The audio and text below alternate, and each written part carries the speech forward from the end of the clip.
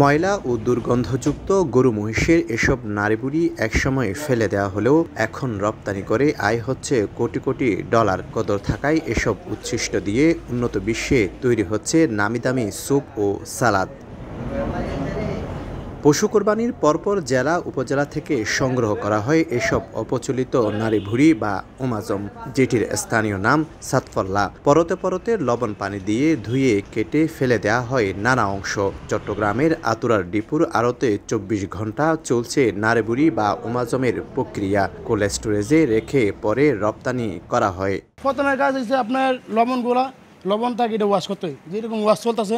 ওয়াশের পর এরকম ব্যাকসাইডের পর আমরা একটা কী করবো, প্যাকেট করে 42 কেজির জন্য প্যাকেট করে আমরা কোল্ড স্টোর লাগবো।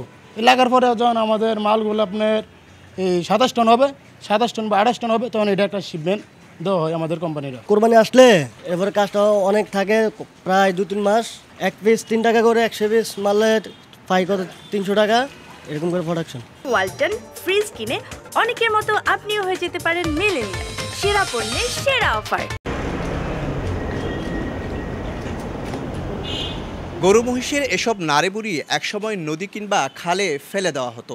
এখন এগুলো রপ্তানি করা হচ্ছে বিশ্বের অন্তত 10টি দেশে, যার মাধ্যমে বছরে বাংলাদেশ বৈদেশিক মুদ্রা আয় করছে অন্তত 300 কোটি টাকার বেশি। চট্টগ্রামের 17 জন সহ সারা দেশের 30 থেকে 35 ব্যবসায়ী ওমাজম রপ্তানি করছে চীন, কোরিয়া, থাইল্যান্ড ও ভিয়েতনাম সহ বেশ কয়েকটি দেশে। কর্মসংস্থান সৃষ্টি হচ্ছে 20,000-এর বেশি মানুষের। আমরা যদি 1500 মালের কাজ করি, 1500 মালের কাজ করতে হলে ম্যাক্সিমাম 25 জন মানুষ লাগে।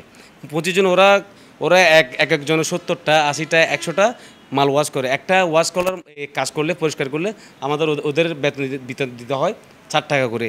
তো এখন ওরা 4টা কাজ করে আমরা কি করি, মালটার আমরা জাম্পিং দিই, মানে যে আমাদের কোল্ড স্টোরে পাঠাবো। কাজ একদম জাম্পিং দিয়ে কাজটা শেষ করে ওরা আমাদের থেকে ওজন মাপায় নিয়ে যায়।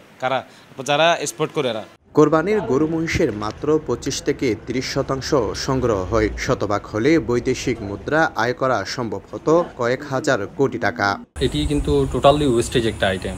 এটা আগেও ফেলে দিত, এখনও কোরবানির সময় অনেক পরিমাণে ওয়েস্টেজ হয়। এটা যদি ওয়েস্টেজ হয় আলটিমেটলি পরিবেশের জন্য ক্ষতিকর। আর এটার বিপরীত দিক থেকে যদি আমরা এক্সপোর্ট করি, এই বর্তমান ডলার ক্রাইসিসের সময়ে, পাশাপাশি ইন্টারন্যাশনাল যে ক্রাইসিস চলতেছে, এই ক্রাইসিসের সময়ে আন্তর্জাতিক অর্থনীতি বা আমাদের টোটাল অর্থনীতিতে একটু হইলেও ভূমিকা রাখতে পারবে। আমরা গত বছরও প্রায় অলমোস্ট $50 লাখ মতো এক্সপোর্ট করেছি। এই ক্ষেত্রে আমরা একটা অ্যামাউন্ট তো গভর্নমেন্টকে ট্যাক্সও দিচ্ছি।